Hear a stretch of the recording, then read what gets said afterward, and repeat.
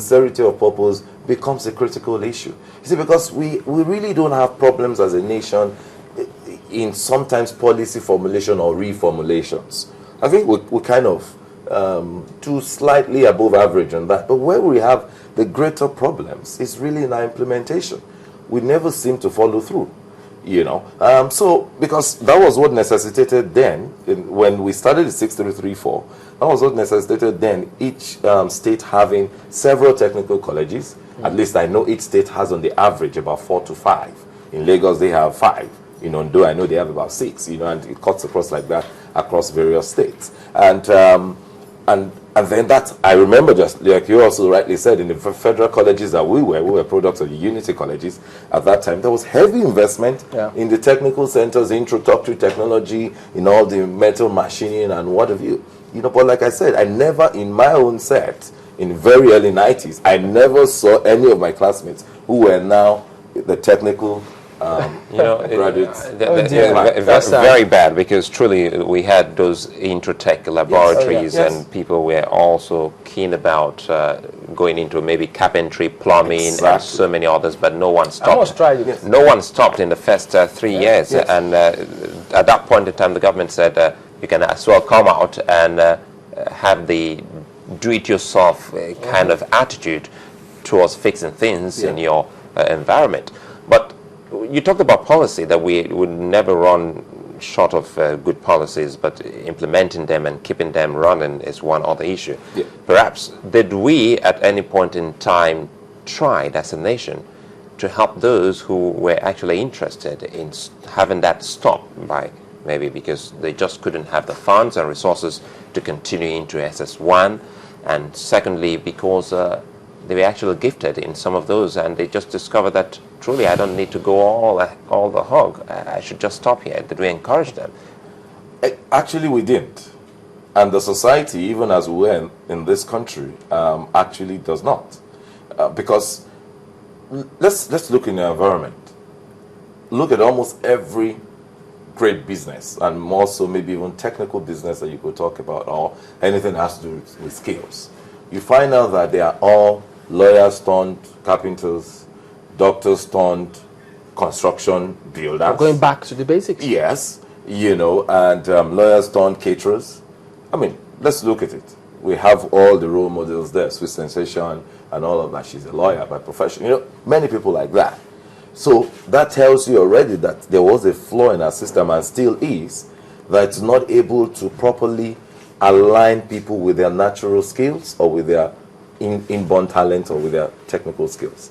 Because, you know, in this environment, it's almost like if you did not go to university, I mean, you were no good.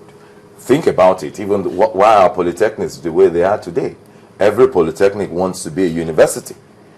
Simply because there's an inferiority complex. I cannot understand for the life of me how, you know, you have companies that will say to you that if you have a polytechnic graduate, you are inferior to someone who has a BS. Which is very wrong.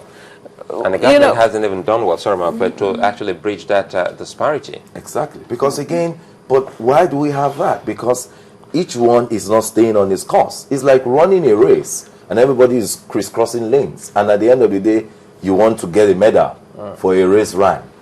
The question is, was the race run well? Polytechnics, exactly. Polytechnics want to become universities because, you know, there's a stigma to their graduates. Now, polytechnics, in the real sense of it, should really be on what? The technical line. You understand? That's where you have your technologists from. That's where your technical engineers and all that should come from. Do you see a way out of it? Because what you've raised is a very big problem. It's something that a host of graduates are facing now. In fact, right now, there's also the mentality that you can do all of these things. You can become a technical person, but you must have a degree. So that you're learning a skill on the side, but you're also encouraged to go as far as university. Yeah. Well, I think the way out, now let's come back to the issue of the policy, this whole policy review that we're discussing about. I think the way out is actually now coming to the other one, the realignment of Jamb. Again, I have no issues. I mean, Jamb, I think, in all sense and purpose, I think, in all intents and purpose, they've done well through the years. They've carried through the years. I mean, I know then that many times you get jammed before you get into universities anyway. And we're all jambitos when you get into university. But I think they've done well, fairly well. But if the government decides to now say that we want to realign Jamb and we want the universities to conduct their own assessments or entrance exams, again, I think there's nothing wrong with that. Personally, I think that's also one of the way out to begin to realign this whole thing. So what you're saying then is that you're giving universities, polytechnics, each one an autonomy to do his own entrance exams, albeit under certain standards, which I believe that's what Jamb would eventually metamorphosize to become, you know, some standard setter. So what we're saying then is each one then has, you then have this autonomy to then determine who do you really want to become. So I'm a university now, you know, it's not just, I'm not just a university for everybody. You know, what are the areas of knowledge? Our universities are no longer building researches. They're no longer known, you know, that, oh, for this research, strong research in this, go to this university. We have it all over. I mean, when you're talking about business schools, the first college that the university that comes to your mind is Harvard. Over the years, it's not that Harvard does not have College of Medicine, but over the years, they've honed their expertise in that area. You know, when you want to talk about medicine, you talk about Johns Hopkins. Not that Johns Hopkins does not have other, faculties, but they've honed, you know, their strong competencies and their strengths in those that. areas. There's also the part where, you know, you worry about autonomy, because we're imputing all of this policies into this singular act of scrapping NECO and maybe NAPEP. NAPEP has nothing to do with education, and streamlining Jamb. I mean, for the federal government, or from what we gather, this is just about cutting costs. And, you know, are we being too optimistic with what exactly this can achieve? Well, again, that I guess our policy people, they will begin listening to this, and because again, they will go back to the drawing board. Now, there are two, I would want to take them as two distinct things, even though they relate. The issue of doing this solely because of cost, I think already in some way gives some shaky stance to the success of implementing these policies.